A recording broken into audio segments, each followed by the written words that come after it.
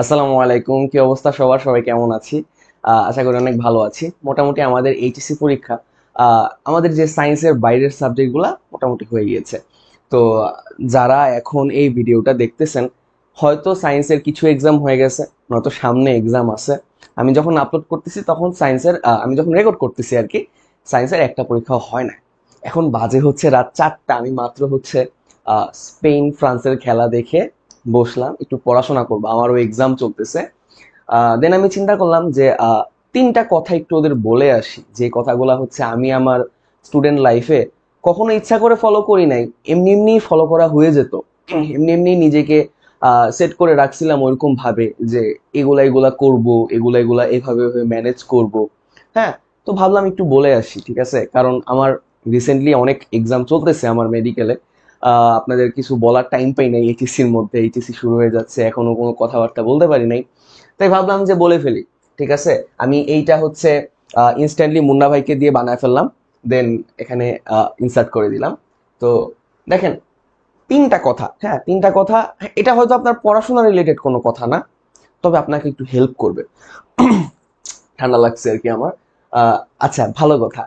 আগেকার ভাইয়েরা দেখতাম যে মাঝরাতে, হ্যাঁ, এরকম লাইটিং ক্যামেরা দিয়ে হচ্ছে মোটিভেশনাল ভিডিও শুট করতে, আমার ঠিক ওইরকম ফিল হচ্ছে যে এত মধ্যরাতে হচ্ছে মোটিভেশনাল ভিডিও শুট করতেছি। ব্যাপারটা আসলে তা না। তিনটা কথা আপনাকে একটু স্ট্র্যাটেজিক্যালি আগায় রাখবে। হ্যাঁ, ট্রাই করবেন এক্সাম হলে যাওয়ার আগে এনিহাও এনিহাও আপনি যেন একটা গ্লুকোজ ব্যাংক হয়ে যাইতে পারেন। মানে কি ব্যাংক মানে কি? টাকা পয়সা সাপ্লাই দেয়। আপনি কি অন্যকে গ্লুকোজ সাপ্লাই দিবেন? না, তা না। স্টোরেজ হিসেবে যাবেন। যেমন যাওয়ার আগে একটু গ্লুকোজ পূরণ খাবারগুলা খেয়ে যাবেন। হ্যাঁ, যারা ডায়েট করেন, একটু দরকার নাই এখন ডায়েট করার, এখন ওয়েট লসের কোনো দরকার নাই। এইচএসসি তে খারাপ করলে হ্যাঁ, তখন অবশ্য বাবা বিয়ে দিয়ে দিবে, তখন তো অন্য হিসাব, ওটার হিসাব আলাদা। বাট এখন ওয়েট লসের দরকার নাই, ঠিক আছে?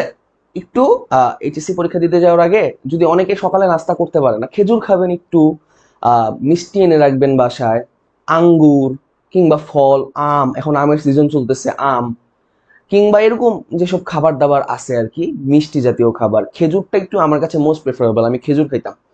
হ্যাঁ, এগুলা একটু খাবেন। হ্যাঁ, এগুলা একটু সকালবেলা এক্সাম দিতে যাওয়ার আগে বেশি করে খেয়ে যাবেন। বা কেউ যদি নাস্তা করতে পারেন বা নাস্তা করতে মন চায় সকালে, তাহলে নাস্তা করে ফেলবেন, ঠিক আছে? এক্সাম হলে যাওয়ার টাইমে একটু, যাদের টাকা পয়সা নিয়ে সংকটটা একটু কম, অনেকে আছে যার পকেটে 50 টাকা থাকে, 100 টাকা থাকে। আমি ওই লাইফটাও লিড করছি, পকেটে টাকা কম ছিল তখন লোকাল বাসে যাওয়া লাগছে। আবার ওই লাইফটাও লিড করছি যে টাকা পয়সা আছে, সিএনজি করে চলে যাই। দুইটা লাইফ আমি লিড করছি, সো আমি জানি যে অনেকের সময় অনেক অনেক সময় হাতে টাকা পয়সা থাকে না। যদি থাকে তাহলে হচ্ছে ট্রাই করবেন একটু কমফোর্টেবল ওয়েতে যাওয়ার, যেন আপনার হেসেলটা কম হয়। হ্যাঁ, আচ্ছা, আমি যত কিছু শুট করতেছি, সাউন্ড কি আছে? হ্যাঁ, ঠিক আছে। আচ্ছা, যেন আপনার হেসেলটা কম হয়। হ্যাঁ, আপনি একটু সিএনজিতে যাওয়ার ট্রাই করলেন কিংবা উবারে যাওয়ার ট্রাই করলেন। যাদের সমস্যা আছে তারা কি করবেন, লোকাল বাসে গেলেন, লোকাল বাস তো একটা হেক্টিক টাইম, তারা করবেন কি, আগে আগে বের হয়ে যাবেন, সকালবেলা বের হয়ে যাবেন, তখন রাস্তা খালি থাকে, লোকাল বাস টান দিয়ে চলে যাবে।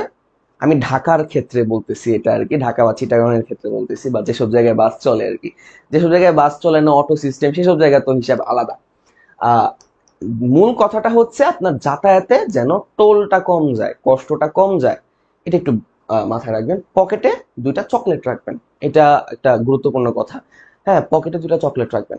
হ্যাঁ, কারণ কি আমাদের ব্রেইনে আপনার যখন গ্লুকোজটা ফুরায় যায়, তখন কিছু সময়ের জন্য আপনার মুখে একটা মিষ্টি অনুভূতি দিলে আপনার ব্রেইনটা ফুট করে কাজ করা শুরু করে। এটা একটা পরিভাষা আছে, গ্লুকোজ রিংজিং বলে এটারে। তবে সেটার হিসাবটা আলাদা, ঠিক আছে? আপনার কিছুটা মিষ্টি অনুভূতি আপনার মুখে দেওয়া লাগে যদি হুট করে মাথা কাজ করা অফ করে দেয় বা একটু টায়ার্ড লাগে। হ্যাঁ, তো ওই জন্য আপনাকে চকলেটটা অনেক গুরুত্বপূর্ণ একটা ভূমিকা দিবে। এই গেল মোটামুটি একটা গ্লুকোজ ব্যাংক হিসেবে যদি আপনি যেতে পারেন, তখন দেখবেন যে চিন্তা ভাবনা করতে পারতেছেন ভালো মতো, প্রপারলি। আমরা যে স্যালাইন খাই, স্যালাইনের মধ্যে কিন্তু শুধু লবণ থাকে না, সোডিয়াম ক্লোরাইড থাকে না। হ্যাঁ, এটা 0.9% নর্মাল স্যালাইনের সাথে গ্লুকোজও থাকে। কারণ কি? কারণ আমাদের ব্রেইনের ফুড হচ্ছে গ্লুকোজ। গ্লুকোজ ছাড়া ওই সোডিয়াম ক্লোরাইডটাও সে নিতে পারে না, ঠিক আছে? আচ্ছা, প্যানিক মেনটেনেন্স। আমি কি প্যানিক বানান ভুল করছি? না, ঠিক আছে, যাই হোক, ভুল করলে হচ্ছে আমাদের হচ্ছে আহানাফ হচ্ছে ঠিক করে দিবেনি। যাই হোক, আপনারা হচ্ছে ধরে নিতে পারেন যে 3 লাইন লিখছে, তার মধ্যে একটা বানান কি ভুল হয়ে গেল, আমার সন্দেহ হচ্ছে, ইংলিশ আমি পারি না ভাই। আচ্ছা, বাট কথাটা হচ্ছে আমি আমার লাইফের একটা এক্সাম্পল দিই। আমি ফিজিক্স ফার্স্ট পেপার পরীক্ষাতে এইচএসসি তে প্রচুর প্যানিক করছিলাম, প্রচন্ড লেভেলের প্যানিক করছিলাম। হ্যাঁ, আমার এমসিকিউ আমি প্র্যাকটিস করে যাই নাই, এটা ছিল আমার প্যানিকের কারণ।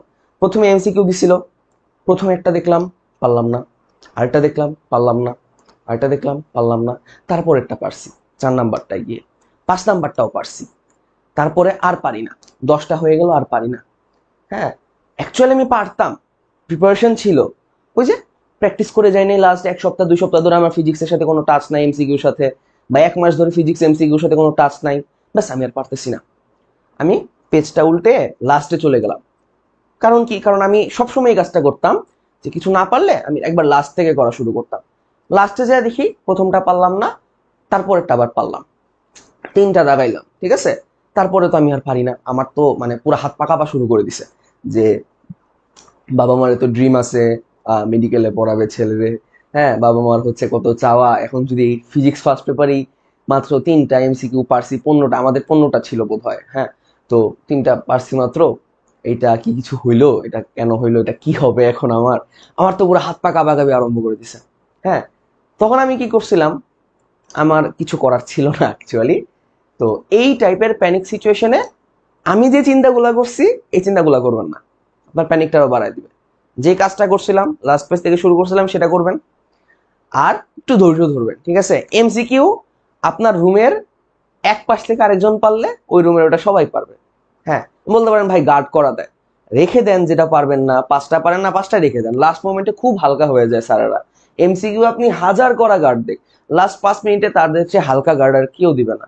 হ্যাঁ, ভাই আপনি কি দেখে দেখে লিখতে বলতেছেন না, ট্রাই করতে থাকেন, আপনি আপনি লাস্ট মোমেন্ট পর্যন্ত ট্রাই করেন, দেন আপনার সামনের জনকে একটু জিজ্ঞেস করবেন যে তুই কি এটা দাগাইতে পারছিস।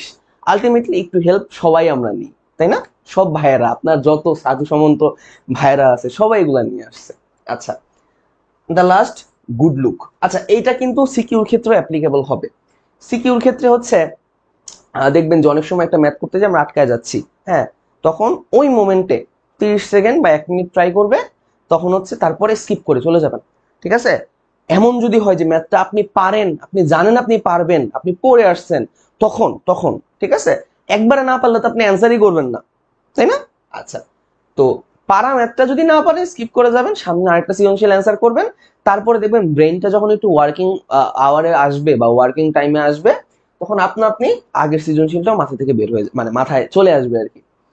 দ্য লাস্ট, গুড লুক, এইটা আমি অলওয়েজ ফলো করতাম। ক্লাস 7-এ আমাকে একজন স্যার পড়াইতেন, উনি আমাদের বলছিলেন, আমি জানি না এটা কতটা কাজে দেয়, কতটা কাজে দেয়, তবে আমি যখন হচ্ছে মাঝে মাঝে খাতা দেখি অফলাইনে, বা আমি হচ্ছে আমার সরকারি কলেজের টিচারদের আমি খাতা দেখতে দেখছি, অনেক সময় তারা লাস্টের থেকে অনেকে শুরু করে। হুম, আবার অনেকে হচ্ছে লাস্টের প্রশ্নটা একটু ভালো করে দেখে, ফার্স্টের প্রশ্নটা একটু ভালো করে দেখে, মাঝে একটু টেনে যায় আর কি। অনেকের খাতা দেখার ধরন এক এক রকম আছে। সো এইটা একটা গ্যাম্বলিং টাইপের ব্যাপার। গ্যাম্বলিং মানে হচ্ছে কি, এইটা অ্যাপ্লাই করতে হইলে আপনার টাইম ম্যানেজমেন্ট ভালো করতে হবে। ধরেন আপনাকে 5টা প্রশ্ন অ্যান্সার করতে হবে, আপনি 3টা ভালো মতো পারেন, আপনি কি করবেন জানেন? প্রথমে 2টা খুব ভালো মতো অ্যান্সার করে ফেলবেন, ঠিক আছে। তারপরে একটা ভালো পারেন সেটা বাকি রাখবেন, হাতে রাখলাম, ওই যে যোগ করা ভাগ করার সময় আমরা হাতে রাখি না, হাতে রাখলাম। হ্যাঁ, তারপরে 2টা একটু কম কম পারেন বা পারেন না, ওইরকম ভাবে অ্যান্সার করবেন, যেন 20-22 মিনিটের বেশি না যায় টাইম। কারণ কি, পরে যে আপনি একটা ভালো পারেন সেটা অ্যান্সার করার জন্য আপনার টাইম একটু বেশি লাগবে না। প্রথম প্রশ্নটা আপনি যত সুন্দর করে অ্যান্সার করছিলেন, ওই প্রশ্নটাকে অত সুন্দর করে অ্যান্সার করে আসেন। খাতার এই ইমপ্রেশনটা আপনার অনেক উপরে তুলে দিবে ভাই, ঠিক আছে। দেখবেন ওই যে বলে না যে ওই আমারটা দেখে দেখে লিখলো পুরাটা, অথচ ওই আমার চেয়ে 10 নাম্বার বেশি, 10 বেশি বলে ফেলছি, 5 নাম্বার বেশি বা নাম্বার বেশি কেমনে? এই যে খাতার স্ট্র্যাটেজিটা একটু ডিফারেন্ট। হ্যাঁ, খাতার স্ট্র্যাটেজিটা অনেক গুরুত্বপূর্ণ। সো 3টা কথা আমার মনে হলে একটু বলি, কারণ আপনাদের সাথে এইচএসসির আগে মানে আমি একবারই অফ ছিলাম, এক্সাম অনেক চাপে ছিলাম আর কি মেডিকেলে। আশা করি আপনারা ইনশাল্লাহ চান্স পাবেন, চান্স পেয়ে চাপটা টের পাবেন। সো ভিডিও দিলাম, আরো হয়তো বেশ কিছু ভিডিও দিব, কেমিস্ট্রি আসতে আসতে আরো অনেক ভিডিও দিব। দেখা হবে ইনশাল্লাহ। ভালো থাকবেন সবাই, ভালো করে এক্সাম দিবেন। এবং একটা বোনাস উপদেশ, এটা হুট করে আমার মাথায় আসছে, ঠিক আছে। এটা হচ্ছে উপদেশ নাম্বার 4, এটা হচ্ছে বোনাস। দুরুদ শরীফ পড়বেন লাইফের এনি প্যানিক মোমেন্ট, ঠিক আছে। যে কোনো প্যানিক টাইমে, আপনার পরীক্ষায় আপনি এমসিকিউর অ্যান্সার মিলাতে পারতেছেন না, ওই মোমেন্টেও আপনি সিকিউ 5টা থেকে একটাও পারেন না, ওই মোমেন্টেও যে কোনো প্যানিক মোমেন্ট, এক্সাম হলে ঢুকতেছেন ভয় লাগতেছে, ওই মোমেন্টেও দুরূদ শরীফ যেটা আপনি পারেন, নামাজের দুরূদ শরীফ পড়তাম আমি, আরেকটা আরো কত দুরূদ শরীফ আছে, হ্যাঁ, আল্লাহুম্মা সাল্লি আলা সাইয়্যিদিনা একটা আছে। তো আমি আসলে নামগুলা এক্স্যাক্টলি আমার ঠিক মনে নাই। তো যাই হোক, আমি নামাজেরটা পড়তাম। তো যে কোনো মোমেন্ট ভাই আমি সাথে সাথে সলভ হয়ে যায়। হ্যাঁ, আপনি যাচ্ছেন এক্সাম হলে যাচ্ছেন, আপনি হচ্ছে সিএনজি পাচ্ছেন না, হ্যাঁ সিএনজি পাচ্ছেন না। আমার সাথে প্রায়ই হইতো এটা, এইচএসসি এক্সামের টাইম আমার মনে আছে, দাঁড়ায় থাকতাম সিএনজি পাই না, সিএনজি পাই না, সিএনজি পাই না, একটু দূরত্ব পড়তাম, সাথে সাথে এসে পড়তো। এটা ভাই একান্ত নিজের বিশ্বাস, হ্যাঁ একান্ত আমার বিশ্বাস, এটা বিশ্বাস করে পড়া লাগবে, এখানে আসলে কোনো লজিক নাই, কোনো থিওরি নাই। ঠিক আছে, ভালো থাকবেন সবাই, দেখা হবে নেক্সট আরো কোনো ভিডিওতে।